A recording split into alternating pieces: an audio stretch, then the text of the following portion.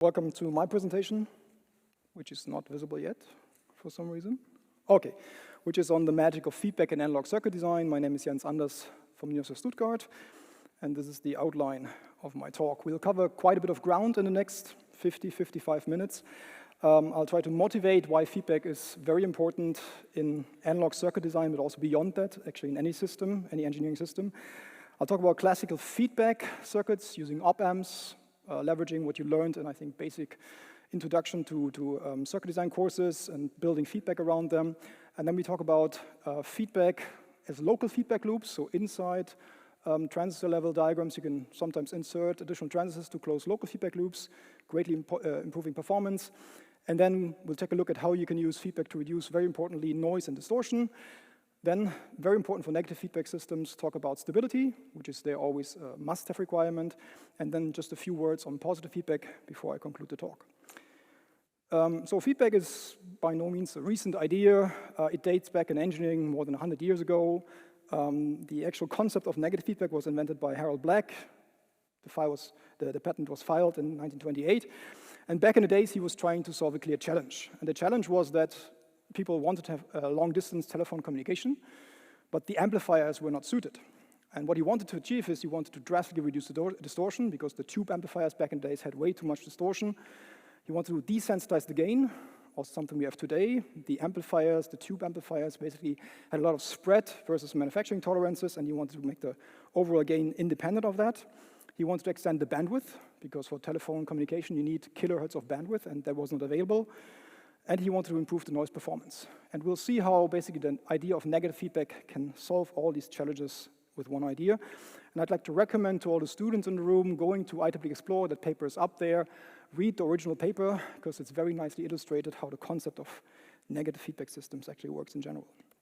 Now, interestingly enough, the concept of positive feedback is even older than that, because the initial problem of people was that they had no amplifiers at all. So before the tube amplifiers came, there was really nothing, and even the first tube amplifiers, they had zero gain. So the challenge there was they still basically wanted to make communication, but how to do this. And I'd like to point out Edwin Armstrong, very important person basically in FM radio. And as a student already at Columbia, he invented the concept of this regenerative amplifier, which was positive feedback. So also as a student, you can make very big impact in the engineering community. And now his goal was to improve wireless telegraphy, something people were trying back in the days. And the foremost goal was to increase gain, increase sensitivity, because there was no gain in the tube amplifiers. But at the same time, he wanted to improve selectivity. When you make an LC circuit, you have a certain Q factor, and you can do better with positive feedback, enhancing basically the Q factor, and thereby get better channel selectivity, and also enable continuous wave detection. So the concept of local oscillators is well known today in any RF system, and he basically provided a concept now with positive feedback to make these local oscillators. And this is the patent he filed in 1913 then, still as a student. Now, take a look at classical negative feedback systems. So what you have is the feed-forward system, which typically for us is the operational amplifier. And then you have the output signal, and you need some sense mechanism to extract basically the signal for the feedback system. And then you multiply that signal by a factor beta, which can be a function of frequency. And then importantly, you have a comparison mechanisms where you compare the overall input with the feedback signal, forming the error signal. And now the very basic idea of negative feedback is that you make a lot of loop gain. So the gain inside the loop, beta times A, should be very large, let's say infinity. And then if this is supposed to be a finite number here, and you multiply basically in the loop by an infinite gain, so the only stable solution is 0 times infinity can be something finite. And that's why basically the loop forces the error signal here to be close to 0.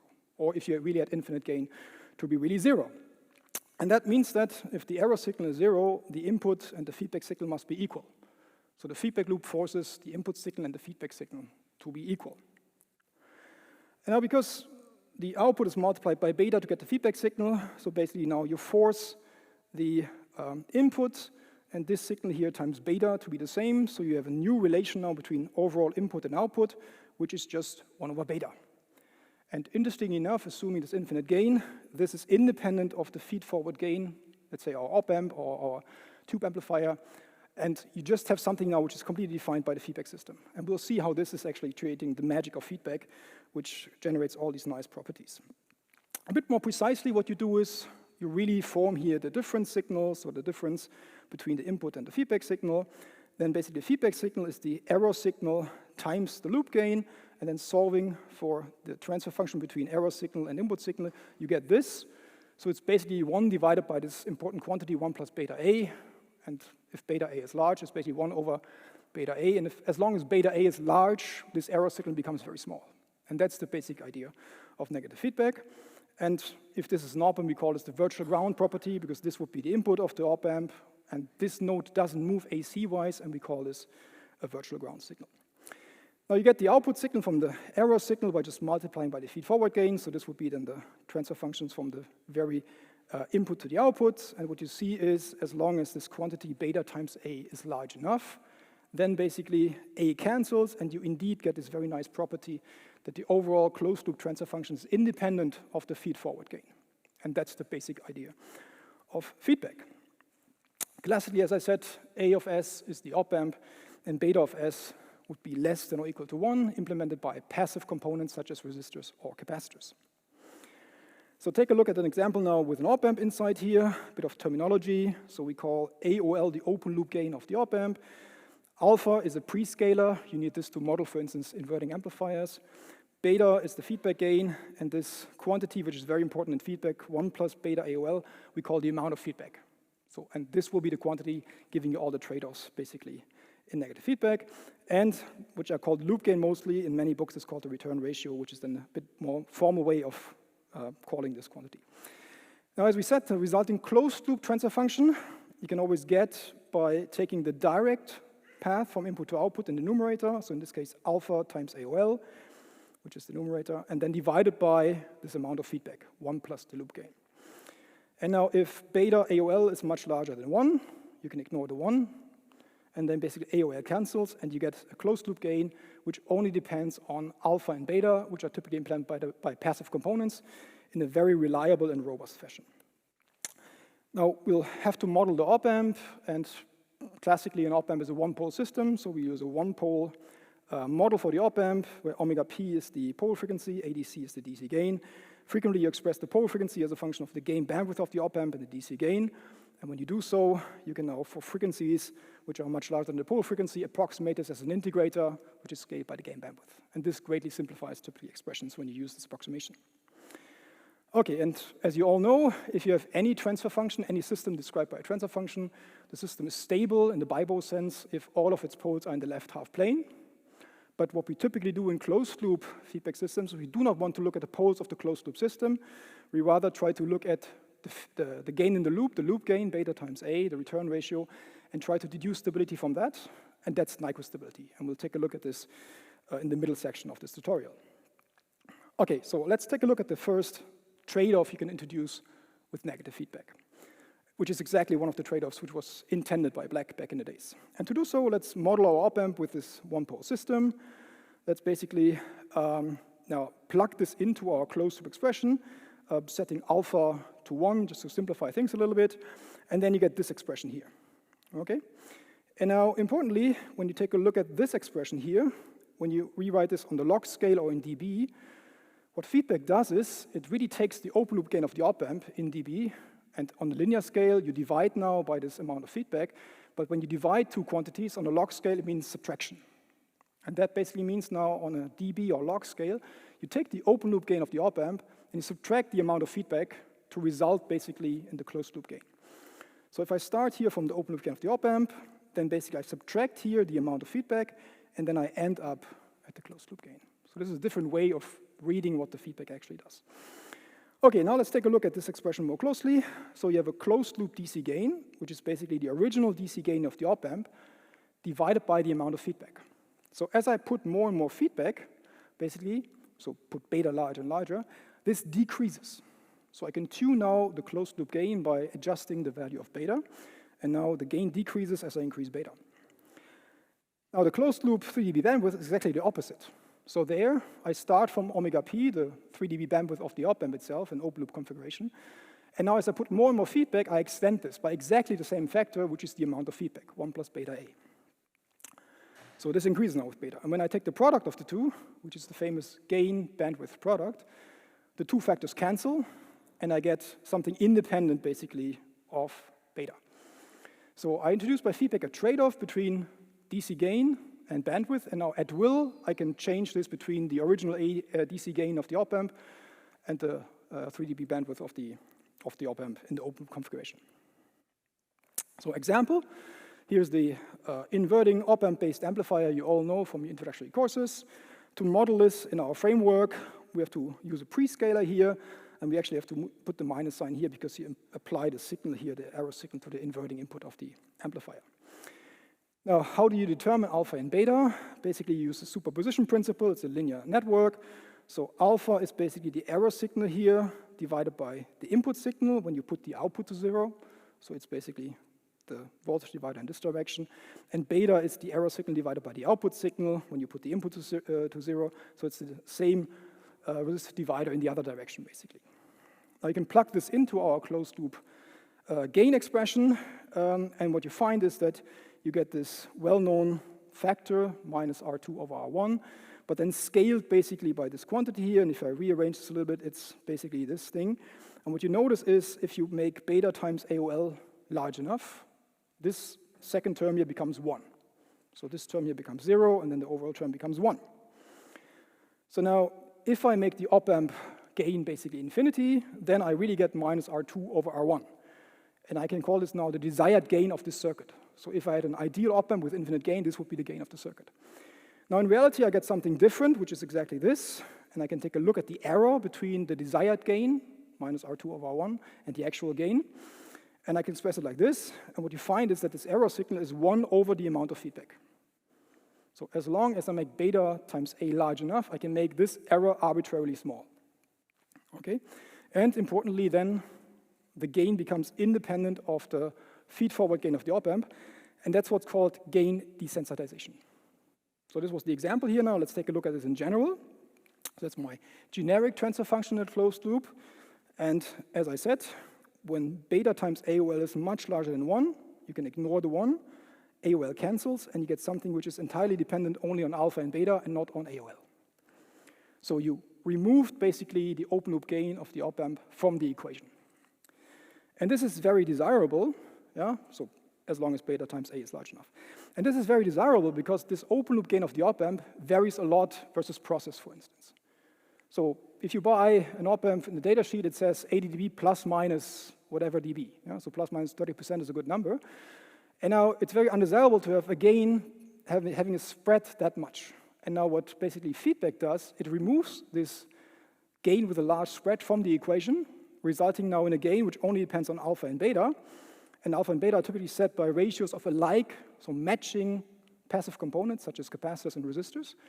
And resistors match, for instance, within 10-bit, so 1 per mil, and capacitors even a bit better, 12-bit or so. So now you have this very precisely defined gain and removed completely the open loop gain of the op-amp. And you can see this again looking at the error, which is now the difference of basically the desired gain from the actual gain. Now, as long as you make enough loop gain, so beta times AOL is large enough, you get a very precise and even accurate gain. Because even if you, so the ratio of two components, you can really set accurately to an absolute number.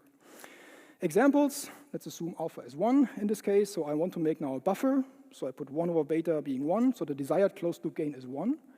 Yeah? Then I need basically that beta times AOL is in the range of 100, because if I ignore 1 compared to 100, my error is in the range of 1%. Yeah? So I need an open loop gain of 100. Now if you want more gain from your loop, so you say you want a closed loop gain of 100, now your open loop gain of the op-amp is multiplied by beta, so here beta now is 1 over 100, so you need exactly that number more in gain of the open loop gain of the op-amp, so to get the same 1% accuracy, precision basically in the closed loop gain, you need now a gain of 10,000, so 100 times 100. Yeah, and now by making enough gain in the loop, you can get a very precise and basically desensitized, very stable gain. Now let's take a look at local feedbacks. So I can just take a circuit and add additional transistors and resistors and improve the circuit performance by introducing desired trade-offs. So you all know the circuit here, it's a current mirror. Very basic functionality is that I take a reference current and I mirror it basically to the output, and I can scale it by the aspect ratio of the two transistors. Yeah, so if I ignore channel length modulation, basically, it's exactly that the ratio of the drain currents is the ratio of the aspect ratios, and that I can scale basically my input to output current relation. Now, if you look at the large signal behavior, which I advise everybody to do, so I focus on the small signal behavior in this lecture here, but you always have to look at the large signal behavior. What you do is basically you take the diode connected device here, you extract exactly the right gate voltage in the given process conditions for that transistor to operate correctly, and then you copy this here by the connection to the gate of M2. So in every corner, basically, you get exactly the right gate source voltage that you need for this pair of transistors. Also interesting fun fact, it's a translinear circuit. So overall, we see it's a linear relationship. You just scale input and output current. But in the middle here, the voltage here is a nonlinear function of the input current. So assuming a square law device, it's a square root first, and then you square again to go to the output. So overall, it's basically a linear relation, but internally, it's a nonlinear conversion. And this sometimes can cause issues such as noise falling and so on the large signal behavior side.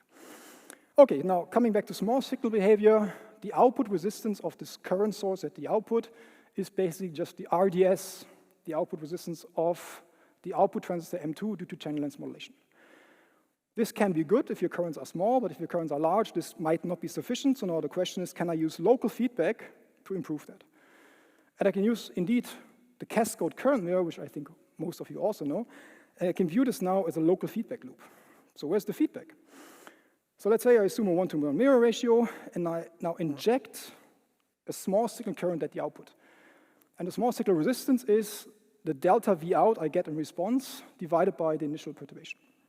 Now, when I eject basically the delta I out here, what will happen is that the voltage here will increase because there's a resistance at this node. Now, when this voltage increases, the effective VGS goes down. When the VGS goes down, the current goes down. So you now have basically a reduction in I out, which counteracts the initial delta I out I put into my circuit. And that's the negative feedback loop, which will increase basically my output resistance. Okay? So a bit more quantitatively, still a bit of kind of intuitive analysis. So the delta V out I get is the delta Vx here stacked by the delta V across M3. Now, the delta Vx by the GM of the transistor leads to a change in current. I'm driving this by a current source because I want to know the output resistance. So this change in current flows into the RDS3 of this transistor, making exactly this change in output voltage. Okay, now this is a self-gain of the transistor M3. This should be much more than 1, so I end up with this being the approximate expression for the change in output voltage due to delta I out. Now what I have to do is I still have to relate the delta Vx to delta I out, but this current just flows into the RDS2 here. So this is my approximate expression now for basically the output resistance. So what you see is that I have my initial output resistance multiplied, improved now by the local gain introduced by this additional transistor, the cascade transistor. You can confirm this now by a small signal analysis. On the slide, I've shown the small signal model. You write down the nodal equations, basically, and this is what typically happens in circuit design. Your intuition gives you pretty much the right result, but there's additional terms popping up. Yeah, so for instance, this term didn't pop up before and so on, but then you go through your equation and you find out, okay, there's a 1 plus a self-gain of a transistor, so the self-gain dominates if it's a well-designed transistor, and then you have an RDS times the self-gain. This is much larger than RDS itself, so you end up with this being still the dominant term. Yeah, so we confirmed basically that the local feedback loop in the cascade basically improved our output resistance as desired. Another example is the famous Whittler current source. I'm not talking about the large signal behavior here, so we really have to bias this circuit properly. I'm just looking at the small signal property of output resistance. Again, the question, where's the feedback loop? So we again assume that we inject the delta I out at the output. This flows into the circuit here and will again make a delta Vx at this node. And now, when I put a positive delta I out, this voltage goes up, so the effective VGS will go down, and therefore the current will be reduced. So you again have your negative feedback loop where you compensate basically partially the initial change in output current. So here the delta Vx is just the delta I out flowing into Rs, so it's Rs times delta I out. And then again, this change in voltage via the GM translates into a change in current, and this current change flows into the RDS of this transistor, making then the effective delta V out, which is shown down here. Yeah, so now again, we expect that we improve basically the output resistance by this factor here, and again, the self-gain here is assumed to be much larger than 1, so basically it's supposed to be RS times GM2 RDS2. Now again, we can look at the appropriate small signal analysis. This would be the small signal diagram, basically. You write down the nodal equations, and what you find out again is you pretty much get the same result. It's just a few additional terms, but again, this term is much larger than 1, and then you find out RDS2 times this term is much more than RS, so it's again pretty much the initial resistance, basically RDS2, multiplied by the loop gain of your local feedback loop. Yeah? Okay, so there's a few patterns we can recognize here. First thing is that negative feedback can improve relevant small signal parameters. We've seen we can improve the bandwidth, for instance, by trading in some gain, or we can improve the output resistance here of current source-like circuits. And the improvement is always given by pretty much the loop gain, beta times A, and if you look a bit more closely, it's the amount of feedback that gives you the trade-off, so it's 1 plus beta times A, which improves your quantities. And very importantly, it's never that you just improve things, it's always a trade-off. So you trade in one thing for another, and we've seen this in Ali's diagrams when he showed basically there, you try to maximize the area, but analog circuit design is always a trade-off. You're trying to make one thing better, but you basically take a hit on something else.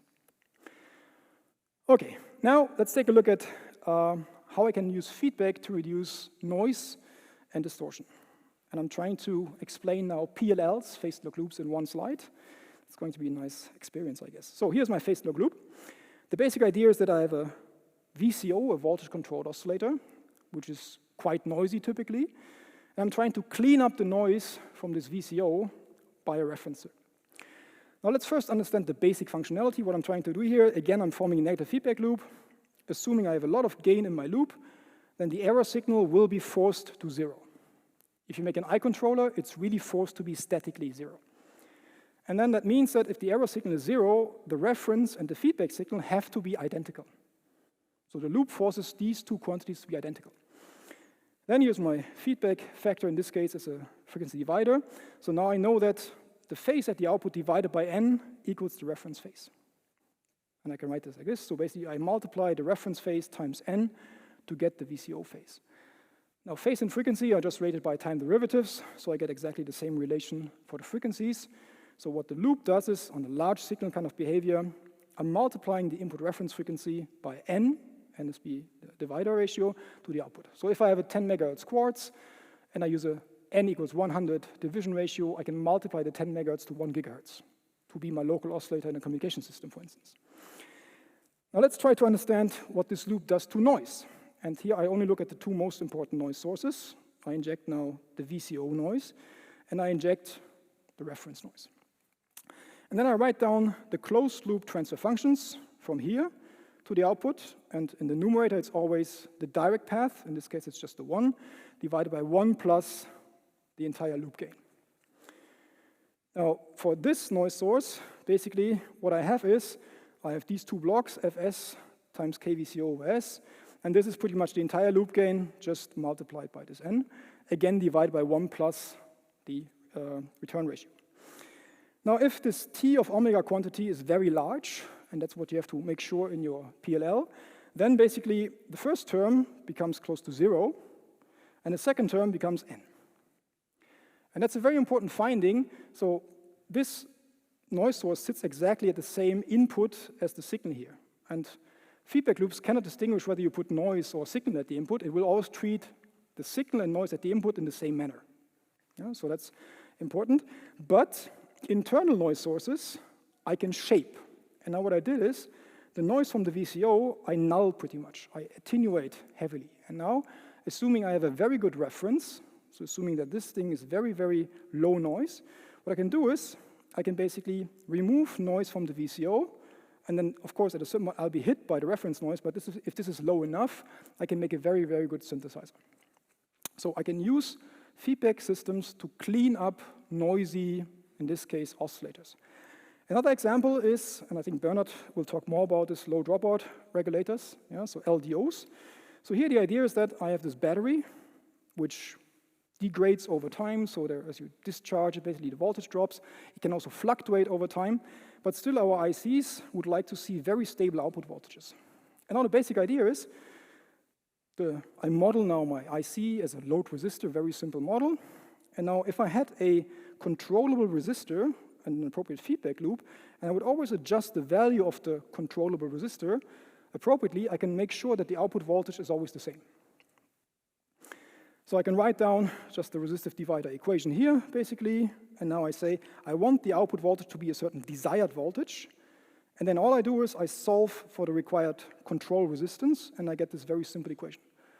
And now all I have to do is I have to implement this feedback loop and find a circuit level realization of this controllable resistor. And that's exactly simple realization of an LDO. So I have my pass transistor here. I have a resistive divider extracting a fraction of the output voltage. Using an op-amp, I compare this against the reference voltage. And the feedback loop, having a lot of gain, will force these two voltages to be the same. Yeah, and then basically I can copy the reference voltage in a scaled fashion to the output. So large signal behavior, DC analysis, really tells us that the output voltage is basically the scaled version of the reference voltage. Now when I look at the small signal analysis, looking at perturbations in the battery voltage and the reference voltage, I find different transfer functions, just like in the case of the PLL. I have different transfer functions for the VCO noise and the reference there. Now I have different transfer functions of the battery noise, battery fluctuations, and the reference fluctuations. And again, assuming I have a lot of gain in the loop, T becomes very large. What I find is that the battery fluctuations are greatly suppressed by the gain inside the loop, whereas my reference voltage fluctuations are scaled by exactly the same factor as my DC voltage. So now, again, if I have a very good reference voltage, such as a band gap voltage, for instance, low noise, I can clean up basically this noisy signal using a feedback loop. And that's the effect of feedback loops on noise. You can clean up basically noisy sources, assuming you have an appropriate reference, be it a frequency reference for a frequency synthesizer, or be it a voltage reference for an LDO. Okay, now let's move on to distortion amplifiers. I don't have time, unfortunately, to introduce distortion properly, but I'd like to refer you to Ali's excellent tutorials in the Solid-State Circuits magazine. Also, noise is covered there, the fundamentals. I think it's 4 parts so far that are out there, and I'm sure there's coming more. So the idea is now I'm leveraging what he introduced there, and the simplest model you can have for a nonlinear amplifier is a static model. Ignoring dynamics, so what you do is you just say, my input-output relation is not just a linear gain, but it's a Taylor series expansion, basically. It's a polynomial. And then basically when you have this, there is your linear gain inside, there's an offset, but there's also nonlinear gains. And now these coefficients alpha 1, or more precisely their ratio, completely determines the distortion that this amplifier produces. Now the question is, what does feedback do when I take this kind of amplifier and put it into a feedback network? And before we do some calculations, I would like to gain some intuition. So the basic idea now is that this was my initial overall input voltage, and I could feed this directly into this nonlinear amplifier. But now when I put this into a feedback loop, what the feedback will do, kind of borrowing from the linear analysis, it will make the input signal, the error signal, smaller. And small is good for distortion, because if you basically excite a certain nonlinearity with less voltage signal, you get less distortion. And I agree that this is a very approximate analysis, because this is the linear theory, but if I'm still in a regime where the linear term dominates, I can assume that basically still the loop gain will make the error signal smaller, so I basically excite my nonlinearity less by the loop gain. Now importantly, the nonlinear terms, they scale non-linearly with the input. So by reducing the input by the loop gain, I dramatically improve the nonlinearity, and now we'll take a look at this in some examples. So example 1, it's this very simple non-inverting amplifier. I assume now that my nonlinearity is a linear gain and some third-order distortion. Could be that it's a differential implementation, so I basically null all the even-order harmonics. And A1 or alpha 1 now is my linear gain. Now when I model this now using my basic linear block diagram model, I find out that in this case the prescalar gain alpha is 1, the feedback factor is just a resistive divider here, and the closed loop gain is, assuming that alpha 1 goes to infinity, 1 plus R1 divided by R2, as you all know from your introduction to circuit courses. Now I'd like to gain some intuition on the nonlinear behavior. So what happens now is that my linear gain in the closed loop case goes from alpha 1. So if I feed my input signal directly to this amplifier, I get a gain, a linear gain of alpha 1, to, in the closed loop case, alpha 1 divided by the amount of feedback. That's not new, that's what we derived before. So I have a trade-off. I can get basically less gain, but now the benefit will be I have a smaller signal that will excite my nonlinearity a lot less. So let's take a look at the third order nonlinearity. So basically, the gain of this nonlinearity, when I pull, so to speak, x out, is alpha 3 times x squared, because it's alpha 3 times x squared times x. So the gain of this third order nonlinearity is alpha 3 times x squared. Now, assuming my feedback loop still works mostly linear, so I will reduce the input to my amplifier by beta times A. So that's why I excite the signal less by beta times A. And now I rearrange, I pull the x squared out, and this coefficient here must be my closed loop alpha 3 coefficient. Okay? So now what you see is that because of the feedback action reducing the effective input voltage to my amplifier, I get an effectively reduced nonlinearity coefficient for the third order nonlinearity. So quantitatively now I can calculate the ratio of the closed loop linear gain, alpha 1 closed loop, and the closed loop third order nonlinearity. And what you find is that this is exactly the ratio as before, and this ratio dictates the nonlinearity, but it's improved by the loop gain. It's improved by beta times alpha 1, because this ratio should be large. You want a lot of linear gain and not so much distortion. So you improve by the feedback pretty much by this quantity here. Okay, now let's take a look at this in real circuit simulations. So I did some ADS simulations implementing exactly that amplifier, putting exactly that alpha 1x plus alpha 3 x to the power 3 input, nonlinearity, sorry. I did a harmonic balance, a nonlinear analysis, and I scaled the input signal such that the open loop and closed loop amplifiers have the same output amplitude to make an apple-to-apple comparison. I put the closed loop gain to 10, and I scaled now the linear gain of my op-amp model to get an increase in the loop gain. What you see here is basically you see the open loop blue versus the closed loop nonlinearity in the HD3. And now, interestingly enough, when I look at discrete points of the loop gain, the difference is exactly the loop gain. As predicted on the previous slide, I can do this for 50 dB, I can do this for 100 dB, I can do this for all dBs, and you see how I exactly get basically the predicted relation, unless my loop gain is not large enough. So when my loop gain is very small, I see further nonlinearities because I'm not suppressing the input signal to the op-amp enough, and then you get additional nonlinearity. You can also use local feedback to achieve the same result, and here's a very simple common source amplifier with source degeneration. So the basic idea is that I apply a voltage signal here. This translates into an output current by the GM of the device. Now the output current flows through M1 but also RS, raising Vx, making the effective VGS smaller, and thereby reducing again the output current. So it's a negative feedback loop, now which effectively does two things. I reduce my overall GM, because GM is how much volt or a certain voltage translating into output, into drain current fluctuations. Now because of the negative feedback loop, so the output current making a delta Vx, which reduces the effective delta VGS, I have effectively less GM. But also, the effectively less GM has a good side because I excite the nonlinearity of the transistor less. So this is the intuition of the circuit. Now we'll try to confirm this by analysis. So we expect GM is degraded, but distortion should be improved.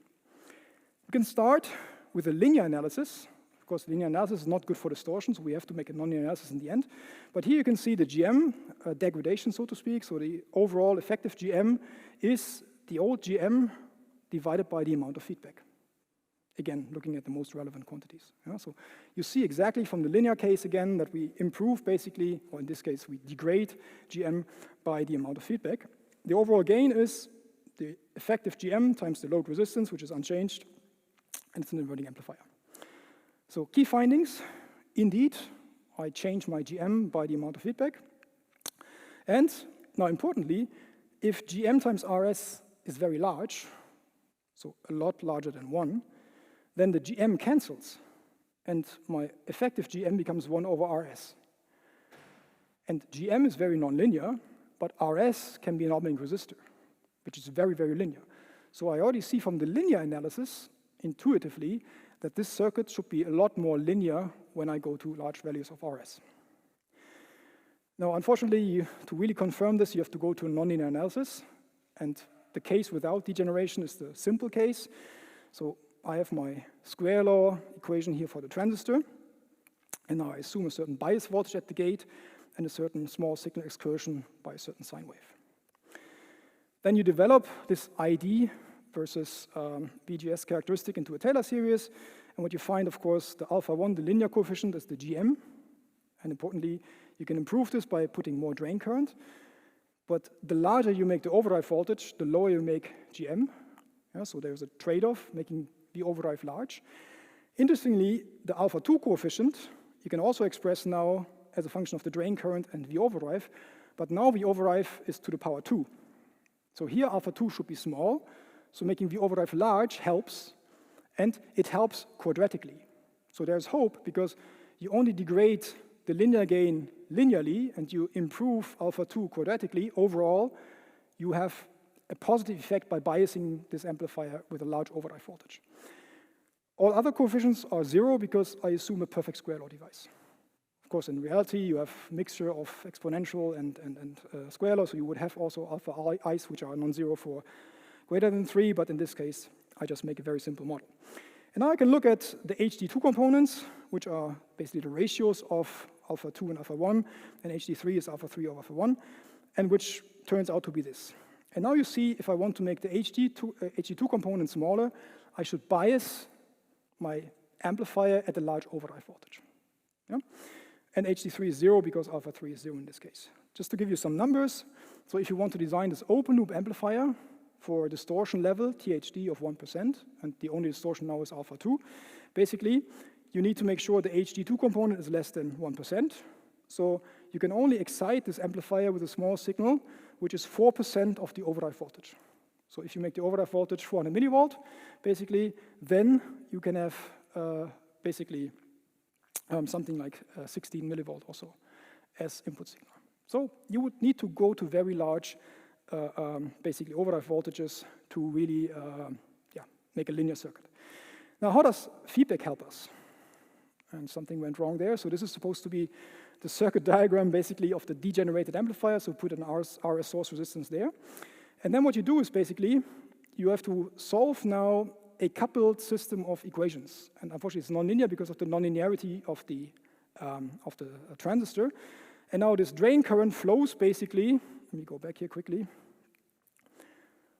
flows basically through RS. So the Vx here is ID times RS. So it's two equations, two unknowns, Vx and ID, and you have to solve for that.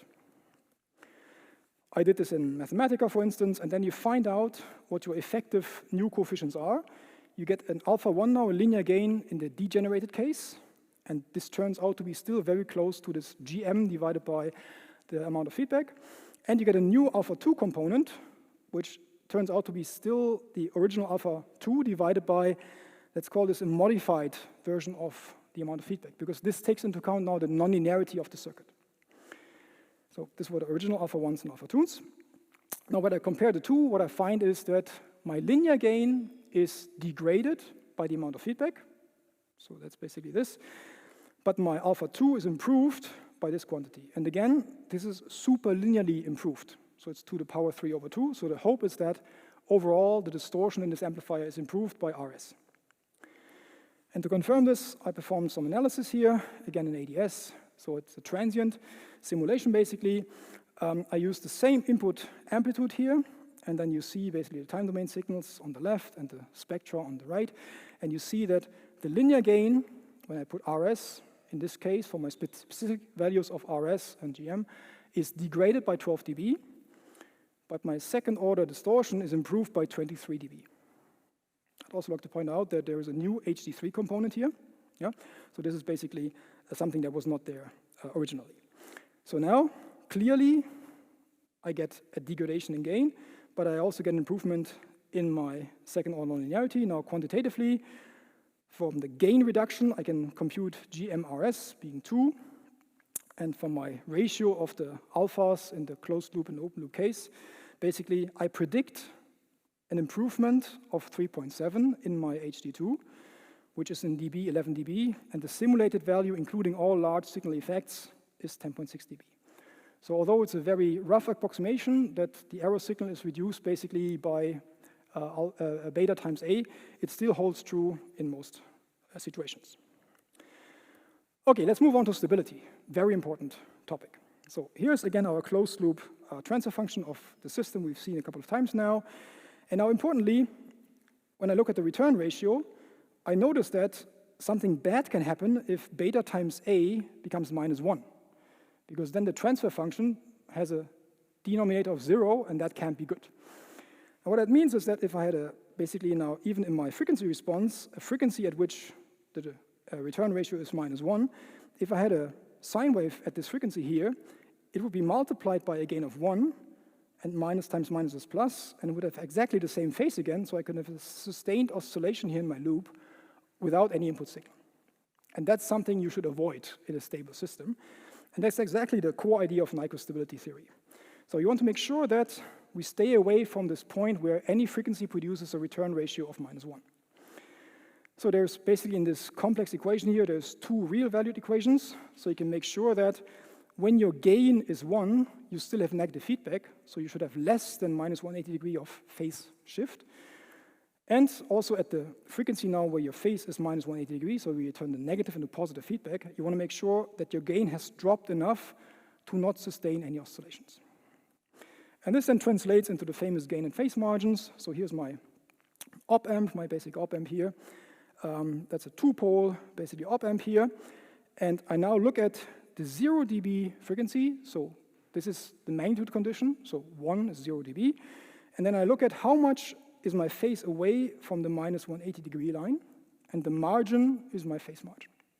So if I have a positive phase margin, there will be no continuous oscillation in my circuit.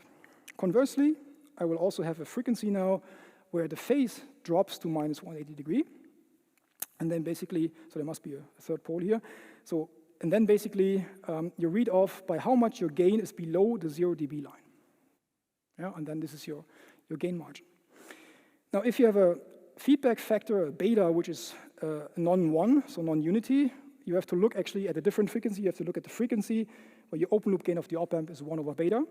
And then you exactly can read off your phase margin at this frequency. Okay, in terms of what's better for stability, assuming you have a stable open loop amplifier, the less feedback you put, the more stable your system is. Yeah, so in terms of passive betas, so betas less than 1, and non-frequency dependent betas, the worst case for stability is beta is equal to 1, which you see basically when I put my beta to 1. So for small values of beta for this op-amp, I get a very benign closed loop behavior. This is the open loop here, this is the closed loop. But as I increase basically my beta, I start to see peaking here in the closed loop system, which is an onset or a sign of onset of instability. So I'd like to introduce to you a simplified stability criterion. So gain and phase margin are great, but in many cases, actually, this criterion suffices here. So you can take basically a look at your open loop gain of the op-amp and then draw into the same diagram 1 over beta. Yeah? And then you take a look at the slope difference of the open loop gain of the op-amp and the slope of 1 over beta. And the criterion says that if this difference of the two slopes is not more or not less than -20 dB per decade, your system is stable. So that's the idea of a one-pole system crossing the 0 dB line with a slope of -20 dB per decade. So you see here, so for this value of beta, or 1 over beta, the slope of my op-amp is still -20 dB per decade. I get no slope from the feedback factor, so this is a stable system. Now as I put more feedback, so the closed loop gain is less, you see the crossing point moves to the region of the op-amp where I have -40 dB per decade, and that's an unstable situation. Things get a little worse even when you allow for frequency-dependent feedback. So typically, this can be deliberately introduced, or it can be parasitic capacitances. And then you can modify our criterion, basically. So we can write down our equation of the loop gain being equal to -1 into the magnitude equation here, and the phase equation. And then what you do is you plot your open loop gain of the op-amp into a diagram, and you plot basically 1 over beta into the same diagram. You look at the intersection point of the two, and then you basically look at the slope difference of the two. And what you notice here is that because I have a frequency-dependent feedback network, there is also a contribution in the slope difference from 1 over beta. Yeah? So in this case, I have minus 20 dB per decade from the op-amp. I have another minus 20 dB per decade from the feedback network. Combined, this is minus 40 dB per decade. It's an unstable situation. And this is because I get a certain phase shift from the op-amp here, and I get more phase shift from the feedback network, resulting in an unstable situation.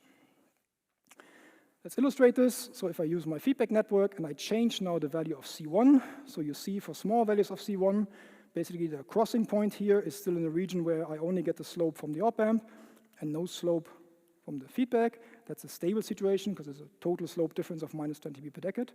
But as I increase the feedback capacitance value, I move the crossing point to a point where I get minus 20 dB per decade from the op-amp and another minus 20 dB per decade from the feedback network, resulting in an unstable situation because of the additional phase shift from the feedback network. Okay, before I move on to positive feedback, just a few words on op-amp circuits. Basically, it's important to ensure small signal stability, but before you tape out any op-amp, always make sure also the large signal behavior of the op-amp is according to plan. So you start off by DC biasing the circuit, then small signal analysis, but then you also have to make sure that the large signal behavior is according to your specification, because AC analysis says nothing about large signal transient behavior. So the last few minutes I would like to spend on positive feedback. And you actually saw an example of positive feedback in Ali's talk. He was showing the latch, basically, and the latch was exactly this regeneration idea, producing basically a bistable kind of behavior. Now, as I said, historically, positive feedback is older than negative feedback because back in the days, there was no gain and people needed gain. Now, if you want to make, basically, or want to turn an op-amp-based circuit from negative to positive feedback, all you have to do is you have to basically swap to which input node of the amplifier you're feeding back. So this can also be a source of error. So the above case feeding back to the negative terminal is a negative feedback. The below case is a positive feedback.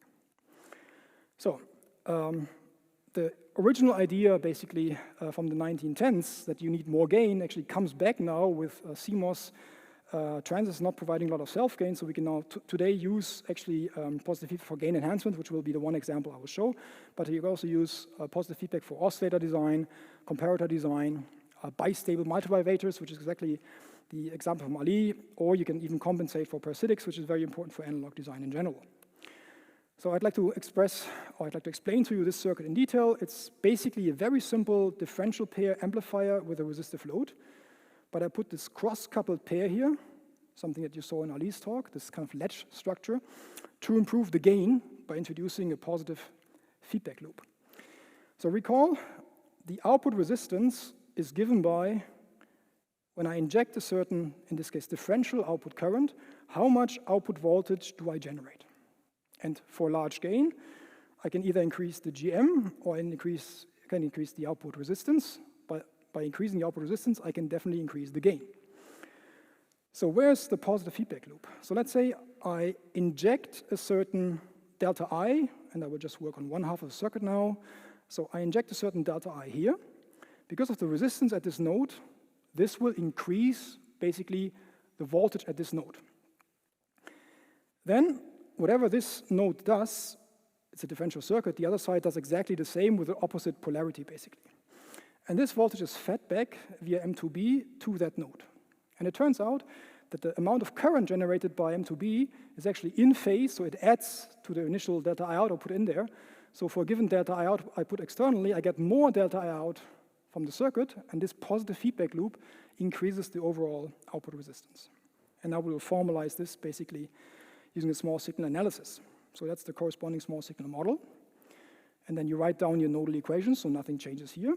And what you find is the effective GM is unchanged.